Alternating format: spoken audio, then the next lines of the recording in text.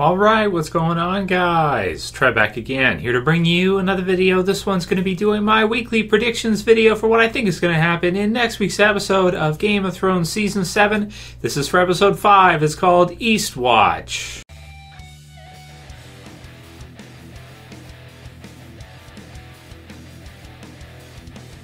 And I'll put the link in the description, as usual, for you guys to the promo video or the trailer preview video for Episode 5 for Game of Thrones. Spoiler warning if you haven't seen Episode 4 yet. So if you guys have seen it and you haven't seen my review, I'll have it in the end screen videos for this video so you can check it out. Episode 4, just absolutely incredible. What an awesome episode, man. I absolutely loved it. So that puts us over the halfway point for this season. We only have 3 episodes left, 5, 6, and 7, but they're pretty extended episodes, so even though we just have a few, we still have quite a bit left in terms of time, because let's see the episode count. So episode 5 is a 59-minute one, so this episode coming up is an hour long, solid. Episode 6 is 71, and episode 7 is 81, the longest episode ever. So even though we only have 3 left, 2 of which are very extended, so you're getting, it's 3, but it's almost like 4, really, right?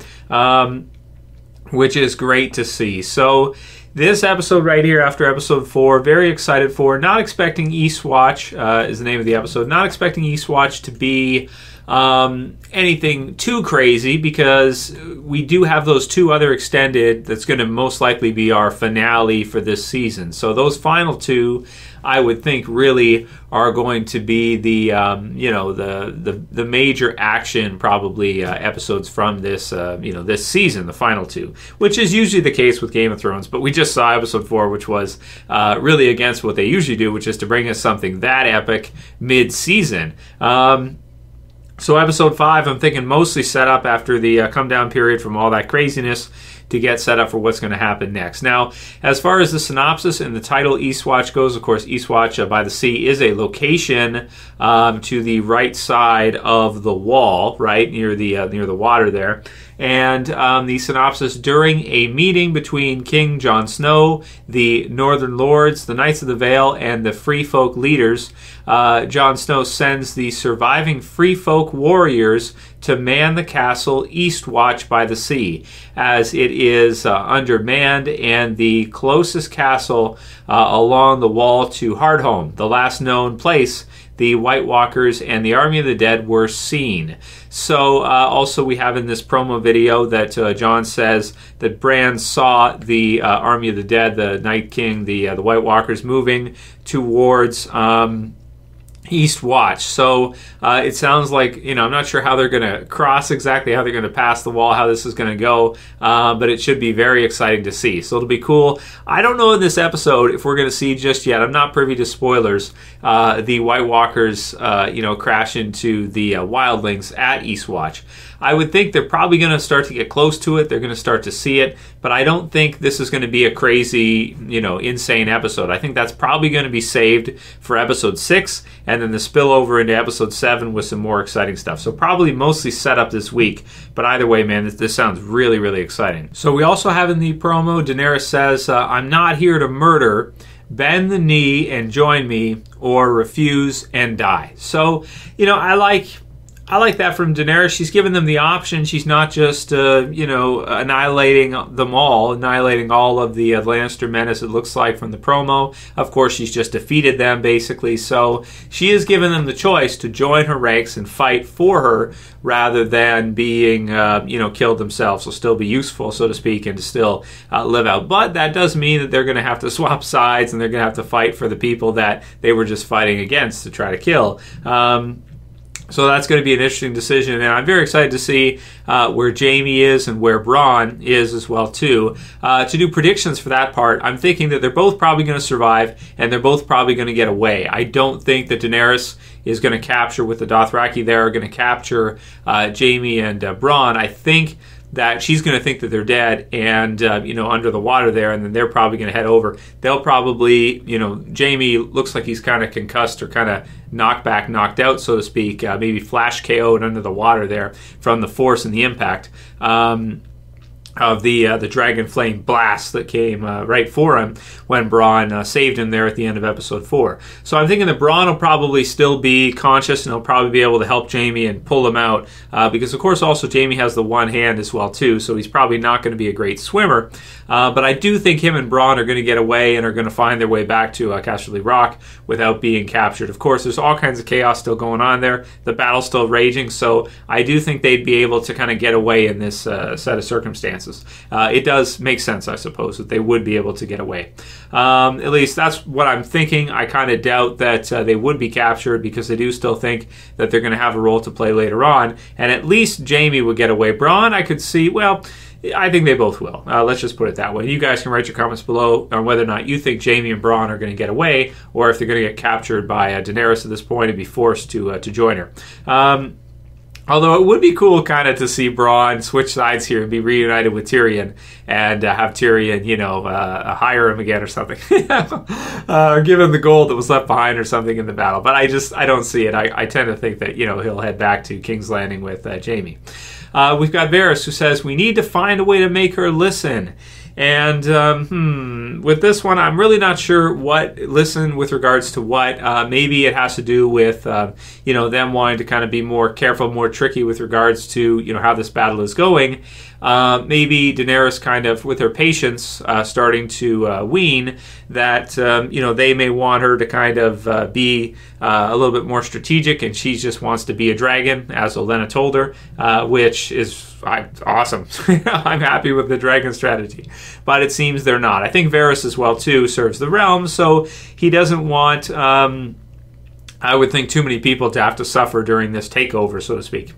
You got the dragon roaring. I think it's Drogon roaring at Jon Snow, which is kind of cool because Jon is like standing there. He looks like he's leaving. He's got all his gear on, that kind of thing. And Daenerys is kind of in his way, and he's got the dragon right there. So that's an interesting one to me as well too. That because Jon, from as far as we know, he's not forced to stay there. He could leave if he wants to, but of course.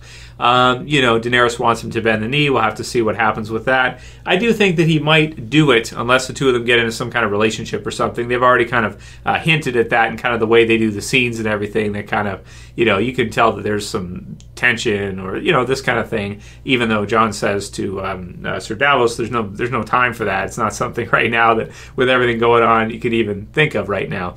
But.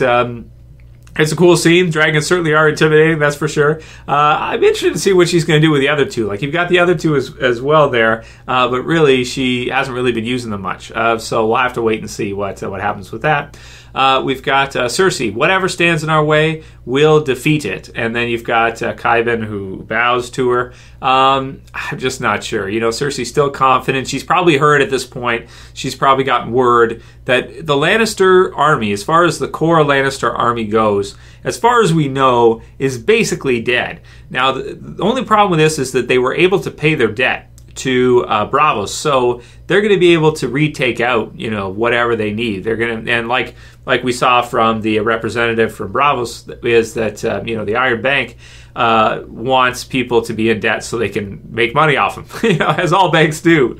They want you to have a mortgage. They want you to have a line of credit because then they make money off you. If you don't have anything, then they don't make anything. So they need people to do that, right? So I could see her basically buying an army. Stannis did it. Stannis did it at one point. So I could see her doing that. I don't think they're totally defeated yet just because, Daenerys has taken out the Lannister. Like, the Lannister army is now defeated. The Lannister army is done.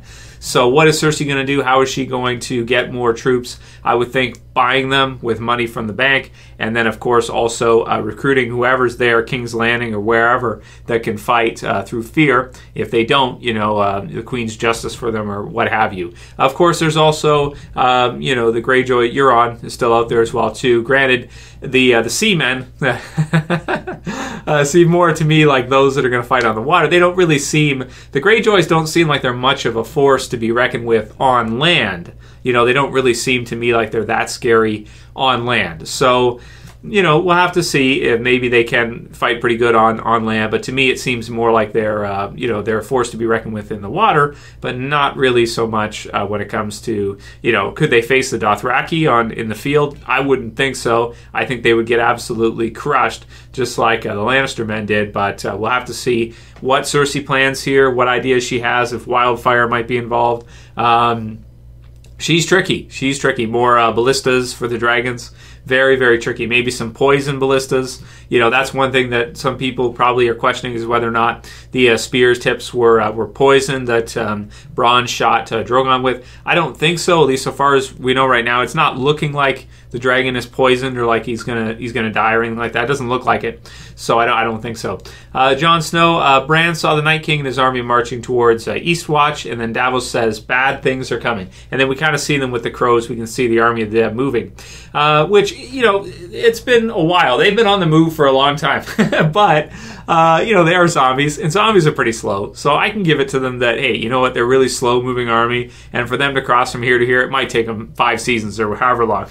So it's what it is. But either way, I think this episode is going to be mostly set up for a big finale coming up. We might see a little bit of action near the end there at Eastwatch, but we'll have to see. I'm most interested to see, how are the White Walkers going to pass the wall? Are they going to have to walk underwater or something? How are they going to do that? How are they going to get to Eastwatch?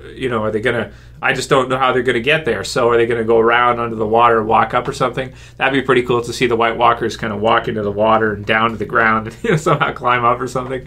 I just don't know. Either way, it's going to be wicked cool, man, for sure. So that'll be it for my predictions video. I think it's going to be a pretty solid episode. But I mean, the biggest thing is, we just saw an incredible one with episode 4 and episode 6 and 7. Highly extended episodes, highly anticipated episodes. I mean, his series is absolutely incredible, and seeing it all come down to a definitive, climax at the end, definitive finale, is so goddamn exciting. I'm just so glad that, that I stuck with the series all the way through, even when some of my favorite, families were killed off, that kind of thing. Game of Thrones is definitely one of the best series ever, for sure. You guys can write your video predictions below, but please, no spoilers if you've read scripts and stuff like that. If you like this video, please thumb it up below, guys. Check out the review if you missed it. And if you want to help support the channel, you can do it through Patreon, patreon.com/TrevTN2. That's it for this one. I'll see you guys again soon for another video. As always, just Trev, and I'm saying peace. Later, guys. See you soon.